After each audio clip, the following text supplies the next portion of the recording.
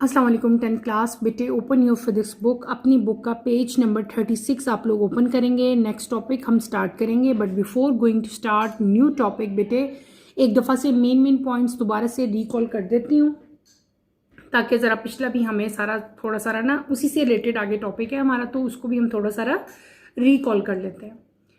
मैंने आपको पढ़ाया था टाइप्स ऑफ मैकेनिकल वेव्स। हमने जनरली पढ़ी थी कि there are two type of waves. एक मैंने कहा था मैकेनिकल वेव्स और एक को हमने क्या नाम दिया था, इलेक्ट्रोमैग्नेटिक वेव्स। ठीक है, दोनों की अलग अलग डेफिनेशन, अलग अलग एग्जांपल्स मैंने आपको करवाई। उसके बाद हमने टॉपिक स्टार्ट किया टाइप्स ऑफ मैकेनिकल वेव्स।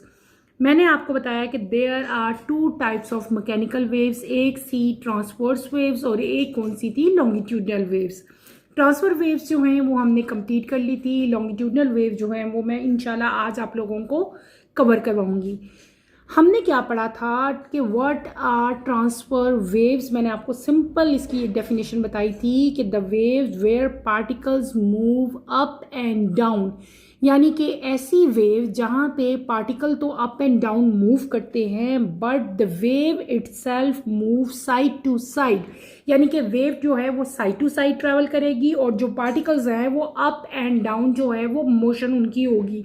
यानी कि बेटे जो पार्टिकल्स हैं मीडियम के वो वाइब्रेट करेंगे at right angle to the direction in which wave is travelling.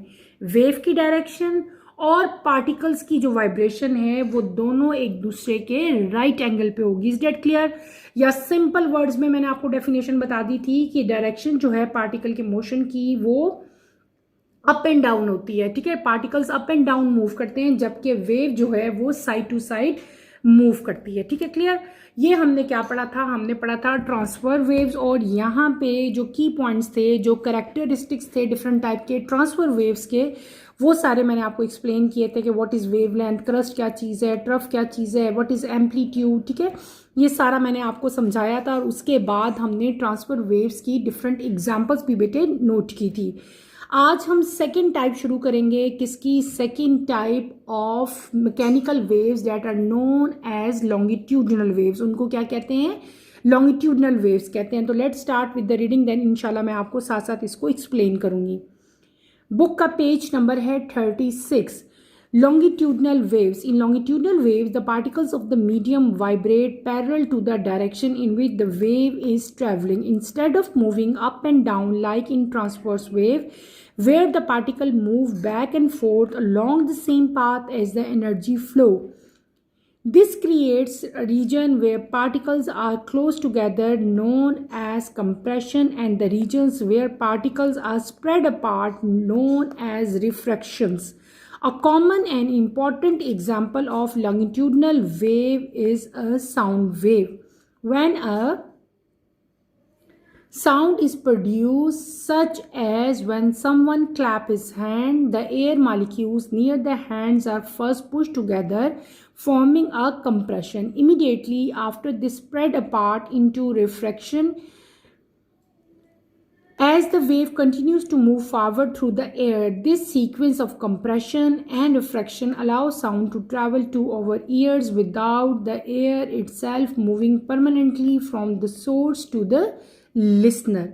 हमने जो नेक्स्ट टॉपिक अभी रीड आउट किया that is known as longitudinal waves. ठीक है, सेकंड टाइप है किसकी? मैकेनिकल वेव्स की। ठीक है, और इसको गौर से सुनो, इजी है बिल्कुल। जो हमने पहले ट्रांसफर वेव्स पढ़ा था उसका ऑपोजिट ही है ये। ठीक है, अब इस केस में, in case of longitudinal waves, मैं आपको सबसे पहले ना एक ईजीएस्ट डेफिनेशन बताती हूँ ताकि आपको इसकी पहले समझ आ जाए, ज़्यादा अच्छी समझ आ जाए। ठीक है, मैंने आपको बेटे ट्रांसफर वेव्स की भी ऐसे ही डेफिनेशन बताई थी, बिल्कुल उसका रिवर्स ही कर लें। वो वेव्स जहाँ पे पार्टिकल मूव करें बैक एंड फोर्थ, आगे और पीछे पार्टिकल्स मूव करें इन the same direction in which wave travel, तो ऐसी वेव को हम लोग क्या कहते हैं? लॉन्गिट्यूडनल वेव्स कहते हैं। क्या मैंने कहा? दोबारा रिपीट करती हूँ, चाहो तो ये डेफिनेशन लिख लो आप लोग। The waves where particle move back and forth in the same direction the wave travel. अब अगर गौर करो तो बेटे जो डेफिनेशन मैंने आपको ट्रांसफर वेव्स की बताई थी उसी का ऑपोजिट है। ट्रांसफर वेव्स में हमने क्या कहा था, wave where particle move up and down है, लेकिन यहाँ पे particle move back and forth है। वहां पे क्या था कि वेव्स जो हैं वो मूव करती थी साइड टू साइड, लेकिन यहाँ पे जब हम लॉन्गिट्यूडनल वेव की बात करेंगे तो मैंने भी आपको क्या बताया कि वेव्स जो पार्टिकल हैं वो सेम डायरेक्शन में मूव करेंगे इन विच वेव ट्रैवल। तो यहाँ पे आप सिंपल डेफिनेशन भी राइट कर सकते हैं क्या कि लॉन्गिट्यूडनल वेव्स वो वेव्स होती हैं जिसमें पार्टिकल बेटे बैक एंड फोर्थ मूव करते हैं इन the same direction the wave travels. Is that clear? आगे चलते हैं। या इसका ये मतलब हुआ ना कि यहाँ पे जो डायरेक्शन होगी वो क्या होगी बेटे, पैरेलल होगी। क्या होगी? पैरेलल होगी, यानी कि मोशन ऑफ पार्टिकल जो हैं वो पैरेलल होते हैं to the direction of wave travel. और वहाँ पे जब हमने हॉरिजेंटल ये ट्रांसफर वेव्स पढ़ी थी तो वहाँ पे हमने पढ़ा था कि उसकी डायरेक्शन क्या थी, प्रिपेंडिकुलर थी। ठीक है, यहाँ पे क्या है, पैरेलल है। ठीक है, तो इसी तरह यहाँ पे जो हम मेन चीज पढ़ेंगे वहां पे जैसे मैंने आपको डिफरेंट टाइप की चीजें बताई। हमने पढ़ा था, क्या पढ़ा था ट्रांसफर वेव्स में, हमने पढ़ा था crust, trough, wavelength and amplitude. यहाँ पे अब ये चेंज हो जाएगा। वहां पे क्या था, क्रस्ट एंड ट्रफ था, यहाँ पे क्या आ जाएगा, कंप्रेशन एंड रिफ्रैक्शन आ जाएगा। यानी कि क्रस्ट एंड ट्रफ जो है वो चेंज हो जाएंगे। यहाँ पे क्रस्ट नहीं होता बल्कि उसकी जगह क्या हो जाता है, कंप्रेशन आ जाएगा। और यहाँ पे ट्रफ नहीं होता, यहाँ पे क्या आ जाएगा, रिफ्रैक्शन आ जाएगा। और दूसरी एम्पलीट्यूड यहाँ पे भी रहेगा और वेवलेंथ जो है वो भी यहाँ पे ऐसे की ऐसे ही रहेगी। मेन पॉइंट्स यहाँ पे समझा देती हूँ, आगे हमने इसको डिटेल से पढ़ना है। कंप्रेशन क्या चीज़ है, यहाँ पे हमने मतलब डिफरेंट टाइप की चीज़ें पढ़नी है। एक हम पढ़ेंगे कंप्रेशन। कंप्रेशन क्या होती है, हम एग्जांपल लेते हैं किसी भी कॉइल की। कॉइल का तो पता है ना बेटे आप लोगों को, कॉइल या स्प्रिंग ले लो, तो वो जगह जहाँ पे कॉइल या पार्टिकल जो हैं वो स्क्वीज्ड होते हैं, क्लोज होते हैं। ठीक है, तो उसको हम लोग क्या कहते हैं, कंप्रेशन कहते हैं। जब आपकी कॉइल या पार्टिकल बेटे दे आर स्प्रेड अपार्ट, यानी कि जब वो खुल जाते हैं तो उसको हम लोग क्या कहते हैं, that property is known as refraction. क्या कहते हैं उसको, रेफ्रैक्शन कहते हैं। और इन दोनों का जो पार्टिकल्स जब मूव करते हैं फ्रॉम रेस्ट पोजीशन, ठीक है, तो उसको हम लोग क्या कहेंगे, एम्पलीट्यूड कहेंगे। और distance between compression to next compression जो डिस्टेंस है उसको हम लोग क्या कहते हैं, वेवलेंथ कहते हैं। आपकी बुक में भी इनकी डेफिनेशन दी गई है। ठीक है, यहाँ पे भी अगर आप देखो तो ये कंप्रेशन की डेफिनेशन है, ये रेफ्रैक्शन की डेफिनेशन है। यानी कि वो रीजन जहाँ पे पार्टिकल्स बेटे क्लोज होते हैं, एक दूसरे के बिल्कुल पास होते हैं, उसको हम लोग क्या कहते हैं, कंप्रेशन कहते हैं। और वो रीजन जहाँ पे पार्टिकल्स एक दूसरे से दूर दूर होते हैं उसको हम लोग क्या कहते हैं, रेफ्रैक्शन कहते हैं। और सबसे ज़्यादा कॉमन जो एग्जाम्पल है लॉन्गिट्यूडनल वेव्स की, डैट इज साउंड वेव। जो साउंड वेव है, जो साउंड हमारे कान तक आती है, वेव की फॉर्म में हमें आवाज़ सुनाई देती है, ये जो साउंड वेव है that is example of longitudinal wave. आपकी बुक में यहाँ पे देखो एक डायग्राम बनी हुई है, ये क्या बना हुआ है, बेल। ये क्या बना हुआ है, ह्यूमन ईयर। ठीक है, यहाँ से लॉन्गिट्यूडनल वेव्स की फॉर्म में आपको यहाँ पे, अच्छा दोबारा आते हैं इस एग्जाम्पल की तरफ। इस डायग्राम को ओपन करो, अपनी बुक की तरफ देखो आप लोग। यहाँ पे क्या चीज़ है, हमारे पास सोर्स है साउंड का, ठीक है, बेल है। ये क्या है, ह्यूमन ईयर है। अब यहाँ से ये साउंड जो है एक वेव की फॉर्म में यहाँ तक पहुँचेगी। ठीक है, अब यहाँ पे आप देखो तो यहाँ पे आपको ये सब पास पास करीब करीब नज़र आ रहे हैं। यहाँ पे ये सब दूर दूर पार्टिकल्स नज़र आ रहे हैं। ये सब क्या है, बिल्कुल एक दूसरे के करीब करीब हैं। और ये दो, इनके दरमियान में आपको ये जो लाइंस बनी है यहाँ पे आपको डिस्टेंस नज़र आ रहा होगा, यानी कि ये एक दूसरे से दूर दूर हैं। अब हमने यहाँ पे क्या पढ़ा था कि जब पार्टिकल्स एक दूसरे के क्लोज होते हैं और जब पार्टिकल्स एक दूसरे से दूर होते हैं तो उन प्रॉपर्टीज़ के डिफरेंट तरह की टर्मिनोलॉजीज थी, तो मैंने आपको बताई थी। जब ये पार्टिकल्स, वेव्स के जो पार्टिकल्स हैं जो मूव कर रहे हैं बेटे, ये जब एक दूसरे के साथ साथ हैं तो this is known as compression.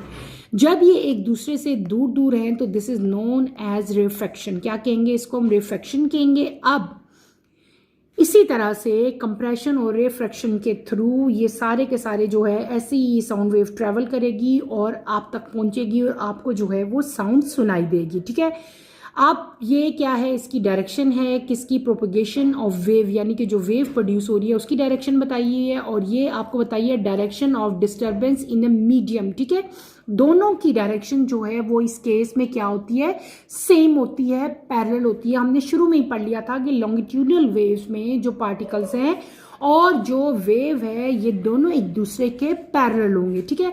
तो ये एक बहुत ज़्यादा कॉमन एग्जांपल है लॉन्गिट्यूडनल वेव्स की, that is known as sound waves. वो आपको बताया, उसमें आपको कंप्रेशन भी शो कर दिया और साथ ही रिफ्रैक्शन भी आपको यहाँ पे शो करके दिखा दिया गया, ठीक है।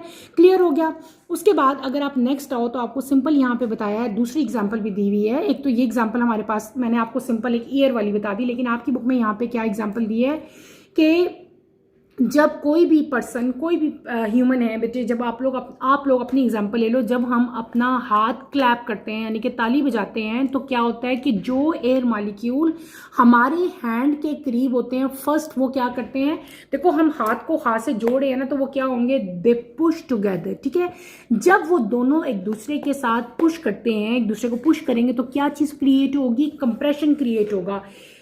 और कंप्रेशन के क्रिएट होने के साथ ही वो स्प्रेड होते हैं, वो आगे जाते हैं, ठीक है।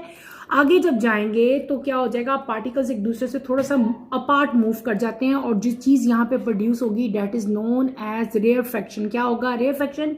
और इसी तरह से बेटे ये वेव कंटिन्यू रहती है, ठीक है, और मूव करती है फॉरवर्ड थ्रू एयर। और आपको जब आप क्लैप करते हो तो आपको जो है वो साउंड सुनाई देती है, जिसको आप लोग अपने ईयर से फिर इजीली सुन सकते हो, ठीक है। तो ये जो सीक्वेंस है कंप्रेशन का और रिफ्रैक्शन का, ये अलाउ करता है किसको, साउंड को, कि वो ट्रेवल कर सके और हमारे कान तक पहुंच सके without air in self moving permanently. यानी कि सिर्फ और सिर्फ साउंड ही आप सुनते हो, ये नहीं है कि एयर भी जो है हमारे अंदर चली जाती है, ऐसा कुछ नहीं होता है, ठीक है। और इस तरह से जो सोर्स से जो साउंड जनरेट होती है बेटे, वो जो है वो लिसनर तक पहुंचती है। तो ये इसकी कॉमन एग्जाम्पल होगी किसकी, ट्रांसवर्स वेव्स की। तो यहाँ पे बेटे हमने, सॉरी लॉन्गिट्यूडनल वेव्स की, ट्रांसवर्स मैंने कह दिया। अब हमने यहाँ पे क्या पढ़ लिया, हमने पढ़ लिया लॉन्गिट्यूडनल वेव्स। मैंने आपको यहाँ पे लॉन्गिट्यूडनल वेव्स अच्छी तरह से समझाई। मैंने क्या बताया कि what are longitudinal waves. Longitudinal waves वो होती हैं जहाँ पे मीडियम के पार्टिकल्स बेटे पैरेलल जो है वो मूव करते हैं to the direction in which wave is travel, यानी कि इनकी डायरेक्शन जो है वो बैक एंड फोर्थ होती है। और बिल्कुल जैसे हमने कल ट्रांसवर्स वेव पढ़ा था, और मैंने आपको बताया था ना कि उसमें क्या है कि उसमें बैक एंड फोर्थ नहीं थी, उसमें क्या था, पार्टिकल जो हैं वो अप एंड डाउन मूव करते थे। जबकि लॉन्गिट्यूडनल वेव्स के केस में यहाँ पे particle back and forth move करेंगे in the same direction in which wave travel. और यहाँ पे मोशन ऑफ पार्टिकल्स जो हैं वो पैरेलल होंगे to the direction of wave travel. इसके अलावा यहाँ पे हमने कुछ डिफरेंट टाइप के जो है, मैंने यहाँ पर टर्मिनोलॉजीज आपको बताई, करेक्टर्स बताए लॉन्गिट्यूडनल वेव्स के। उसमें जो मोस्ट कॉमन थे वो क्या थे, कंप्रेशन था और रिफ्रैक्शन था। कंप्रेशन में मैंने आपको क्या बताया कि जब पार्टिकल एक दूसरे के क्लोज होते हैं, ठीक है, जैसे ये क्लोज थे तो इनको हम लोग क्या कहते हैं, this is known as compression. और जब पार्टिकल जो हैं दे स्प्रेड अपार्ट, एक दूसरे से दूर दूर हो जाते हैं, तो उसको हम लोग क्या कहते थे, that is known as refraction, ठीक है। फिर हमने एम्पलीट्यूड और वेवलेंथ बेटे यहाँ पे भी प्रेजेंट था। दो कंप्रेशन के दरमियान में जो डिस्टेंस है that is known as wavelength. और इस तरह से ये सारा आपने इसको स्टडी करना है। और इसकी कॉमन एग्जांपल जो है वो क्या है, लॉन्गिट्यूडनल वेव्स की, that is sound wave. Is that clear? I hope कि आपको लॉन्गिट्यूडनल वेव्स की अच्छी तरह से समझ आ गई होगी। अब आपने इस टॉपिक में करना क्या है, ठीक है, इधर नेक्स्ट में कोई डायग्राम तो नहीं बनी, नहीं। अच्छा, अब हमने हमारा ये टॉपिक ख़त्म हो गया, that is type of mechanical waves. Mechanical waves क्या हैं, इनकी डेफिनेशन आनी चाहिए, इनकी एग्जांपल आनी चाहिए। उसके बाद there are two type of mechanical waves, transverse waves and longitudinal waves, ठीक है। फिर हमने दोनों की क्या की, डेफिनेशंस की, दोनों के जो जनरल कैरेक्टर्स हैं वो हमने पढ़े। और उसके बाद मैंने आप लोगों को इनकी एग्जांपल्स भी करवाई। अच्छा बेटे, आपके पेपर में अक्सर क्वेश्चन आता है कि what is the difference between transfer waves and longitudinal waves. Longitudinal waves में और ट्रांसफर वेव्स में क्या डिफरेंसेस हैं, ये आपके पेपर में अक्सर क्वेश्चन आता है, अक्सर बार बार रिपीट भी होता है। तो मैं आप लोगों को बेटे ट्रांसफर वेव्स और लॉन्गिट्यूडनल वेव्स के डिफरेंसेस जो हैं वो राइट करवाऊंगी। आप लोग मेरे साथ साथ ये डिफरेंसेस राइट करो, इनको अपनी अपनी नोटबुक में उतारो। तो let's start with the differences between longitudinal waves and transfer waves, ठीक है। मेरे साथ साथ आप लोग इसको अपनी अपनी नोटबुक्स में उसके डिफरेंसेस जो हैं बेटे उनको हम लोग मेंशन करेंगे, राइट करेंगे। हमेशा की तरह हमने क्या किया, मैंने पेपर पे 2 कॉलम बनाए हैं, ठीक है। एक पे मैं क्या मेंशन करूंगी, ट्रांसफर वेव्स, और एक पे मैं क्या मेंशन करूंगी, लॉन्गिट्यूडनल वेव्स, और इनके डिफरेंसेस जो है वो बेटे 1 बाय 1 हम लोग राइट करेंगे, क्योंकि मैंने आपको बताया कि आपके पेपर में क्वेश्चन आ सकता है कि इन दोनों के डिफरेंसेस जो है वो आप लोग राइट करें। यहाँ पे हम लोग क्या लिख लेते हैं, हम यहाँ पे लिखते हैं transport waves, TRANSVERSE, transfer waves. इसको अंडरलाइन कर लें। यहाँ पे हम लोग क्या कर लेते हैं, लॉन्गिट्यूडिनल,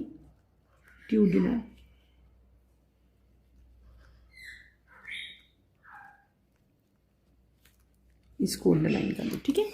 कर लिया आप लोगों ने, दोनों के नाम लिख लिए। अब हम इनके आते हैं डिफरेंस की तरफ। नंबर 1,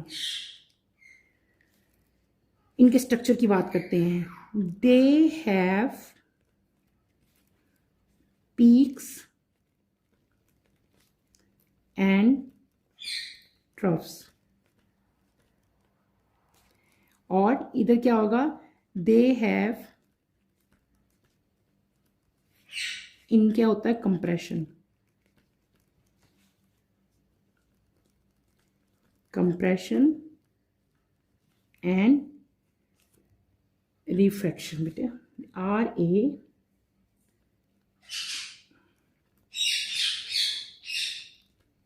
रिफ्रैक्शन, ठीक है। नंबर 2 डिफरेंस क्या है, 90 डिग्री देर, इनकी जो वाइब्रेशन है, देयर वाइब्रेशन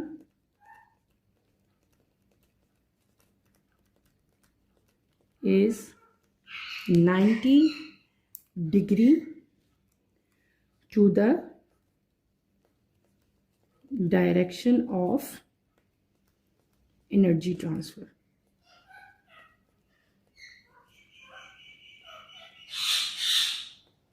ठीक है। और इस केस में आप लोग क्या क्या कह लोगे, दे, और इनका क्या था, हमने भी पढ़ा था, they are parallel, to the direction of energy transfer, ठीक। 90 का मतलब वो क्या, यहाँ पे 90 है तो उसका मतलब होता है राइट एंगल, जो कि आपकी बुक में भी दिया हुआ था, ठीक है। नंबर 3 में क्या होता है, ये only electromagnetic waves,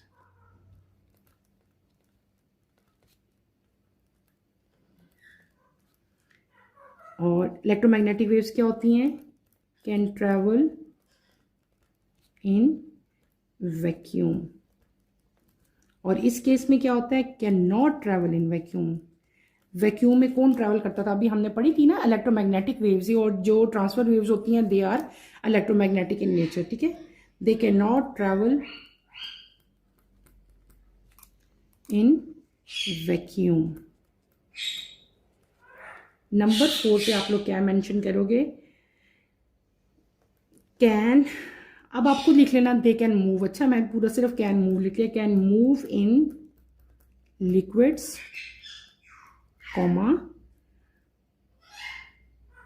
and solids, but not in gases. और इस केस में क्या है, can move in solid, liquid and gas, ठीक है। फिर अगला डिफरेंस हम राइट कर लेते हैं बेटे, नंबर 5 पे आप लोग लिख लेते हो, दे हैव कांस्टेंट डेंसिटी, और यहाँ पे चेंजेस इन डेंसिटी हम मेंशन कर लेते हैं। फिर अगला नंबर 6 डिफरेंस हम लोग क्या राइट करते हैं, देयर प्रेशर इज कांस्टेंट, ठीक है। नंबर 6 आपने मेंशन कर लिया। अब हम नंबर इधर 6 पे लिखेंगे changes in pressure.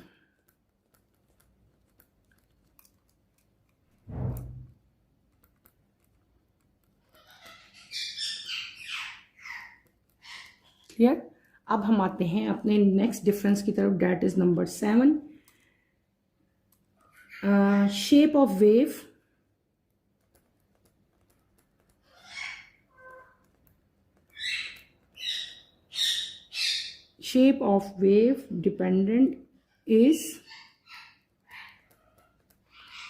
dependent on material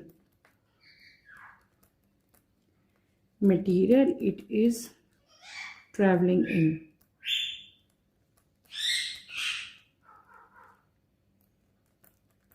ठीक है।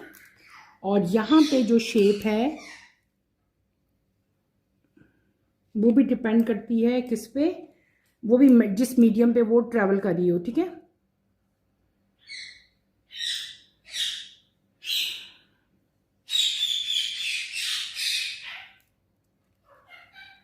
सो यहाँ पे भी आप लोग कह सकते हो डिपेंडेंट ऑन मटेरियल।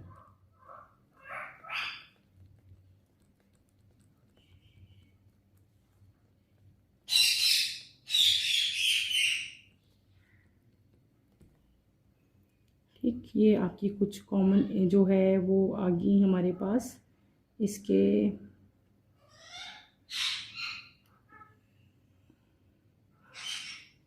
लॉन्गिट्यूडनल में हम लोग ये भी कह सकते हैं। और इसमें क्या हो सकता है बेटे, मैंने आपको ट्रांसफ़र वेव्स हमने कर ली। एक और भी यहाँ पे डिफरेंस हो सकता है। क्या क्या हमने लिख लिया ट्रांसफ़र इट एक्ट एज, एक और भी लिख सकते हो, ठहरो मैं आपको बताती हूँ। It acts in 2 dimension.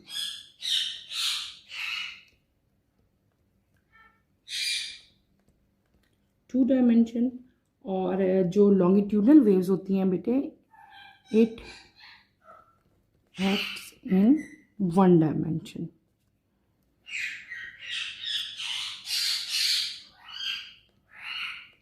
ठीक है, ये आपने याद रखना है।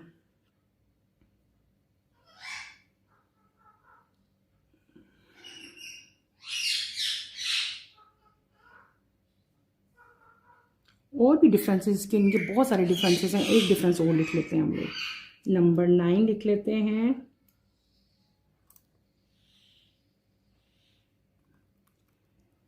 दे कैन बी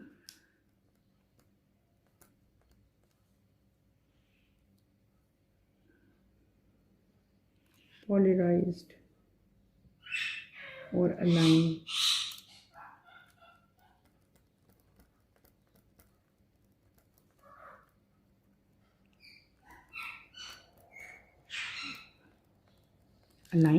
और इस केस में क्या होता है, दे कैन नॉट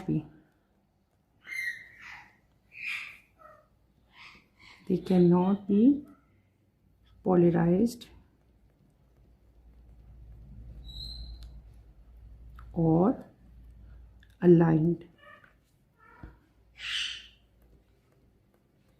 क्लियर हो गया। ये हमने क्या कर लिए, ये हमने जो है इसके जो है मेन जो है वो डिफरेंसेस जो हैं वो हमने राइट कर लिए। इसके एंड पे बेटे यहाँ पे एक और डिफरेंस भी आप मेंशन कर सकते हो। नंबर 10 पे आप इन दोनों की एग्जांपल्स लिख दो। ठीक है, और यहाँ पे आप लोग इसकी भी एग्जांपल्स वो भी लिख दो। ठीक है,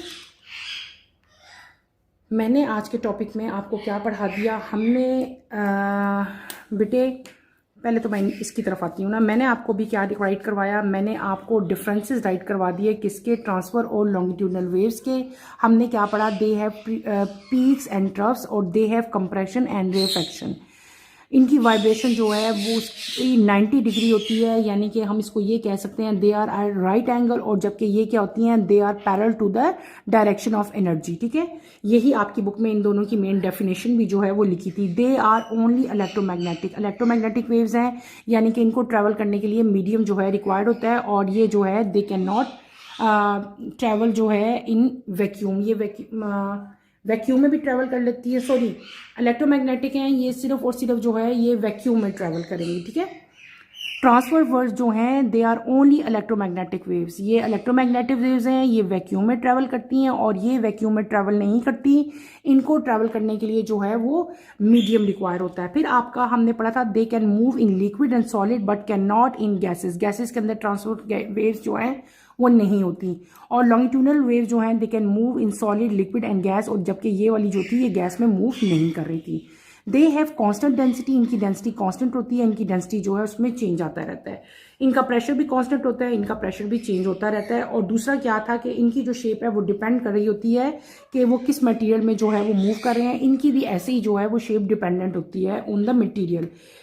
इट एक्ट इन 2 डायमेंशन, जबकि इसका जो है वो only it act in 1 dimension. और लास्ट में मैंने आपको क्या बताया था, हमने पढ़ा था कि दे कैन बी पॉलराइज और अलाइन, इनको हम लोग पॉलराइज कर सकते हैं या इनकी अलाइनमेंट हो सकती है, जबकि इनको हम लोग पॉलराइज नहीं कर सकते और ना ही इनको हम अलाइन कर सकते हैं। इन द एंड आपने इन दोनों की जो है बेटे एग्जाम्पल्स लिख देनी है। ये क्या है, मैंने आपको बताया था इलेक्ट्रोमैग्नेटिक वेव्स हैं, इलेक्ट्रोमैग्नेटिक वेव्स हमने पढ़ी है, इतनी ज़्यादा उसमें से वेव्स थी, कोई भी जो है आप यहाँ पे एग्जाम्पल्स में लिख दो।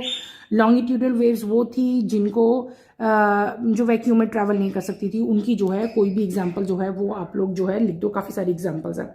तो ये हमारा हमने आज क्या पढ़ ली, हमने डिफरेंट टाइप की वेव जो हैं वो पढ़ी, वो सारी मैंने आपको डिटेल से पढ़ाई, उनकी एग्जाम्पल्स हमने की। इन द एंड हमने क्या पढ़ लिया, लॉन्गिट्यूडनल वेव्स, और कौन सी हमने पढ़ी, ट्रांसफर वेव्स। ठीक है, तो मैंने आपको कहा कि क्या कहा कि इन पे नोट भी आ सकता है और इनके डिफरेंसेस भी आ सकते हैं। अगर इन पे नोट आता है तो बेटे, अगर सिर्फ ट्रांसफर वेव्स में नोट आता है ना, तो जो सारे डिफरेंसेस मैंने लिखवाए हैं ना, इनको आप नोट की फॉर्म में भी जो है वो लिख सकते हो। इसी तरह लॉन्गिट्यूडनल वेव्स में आता है तो इसको भी आप नोट की फॉर्म में जो है पूरा का पूरा राइट कर सकते हैं। यहीं पे मैं अपना टॉपिक खत्म करूंगी, आपने इसको अच्छी तरह इसके डिफरेंसेस को जो है वो लर्न कर लेना है। ठीक है, तमाम की तमाम जो वेव्स की टाइप्स हैं उनको भी लर्न करना है, उनकी एग्जाम्पल्स को भी अच्छी तरह से याद कर लेना है। आई होप बेटे कि अब आपको डिफरेंसेस जो हैं लॉन्गिट्यूडनल वेव्स के और ट्रांसवर्स वेव्स के वो अच्छी तरह से समझ आ गए होंगे। ठीक है, इसको आप लोगों ने अपनी अपनी नोटबुक्स में उतार लेना है और अपने एग्जाम्स के लिए प्रिपेयर कर लेना है। ठीक है, यहीं पे अपना टॉपिक बेटे मैं ख़त्म करूंगी। इंशाल्लाह कमिंग लेक्चर में हम नेक्स्ट टॉपिक स्टार्ट करेंगे, that is terms and parameters of waves. ठीक है, इसमें सारे वेव्स के जो हैं वो करेक्टर्स दिए गए हैं, बहुत सारे करेक्टर तो मैं पहले भी आपको जो है वो बता चुकी हूँ। दोबारा से एक दफ़ा अच्छी तरह से हम इन सब की डेफिनेशन कर लेंगे और आपको अच्छी तरह से ये सारे याद हो जाएंगे। नेक्स्ट लेक्चर की नोटिफिकेशन के लिए आप चैनल को शेयर करो, लाइक करो और सब्सक्राइब करो, और मुझे यहीं पे इजाज़त दो। इंशाल्लाह नेक्स्ट लेक्चर में आपसे दोबारा मुलाकात होगी। टिल देन अल्लाह हाफिज़। 10th क्लास, अपना ख्याल रखिएगा और दुआओं में मुझे याद रखिएगा। अल्लाह हाफिज़ बेटे।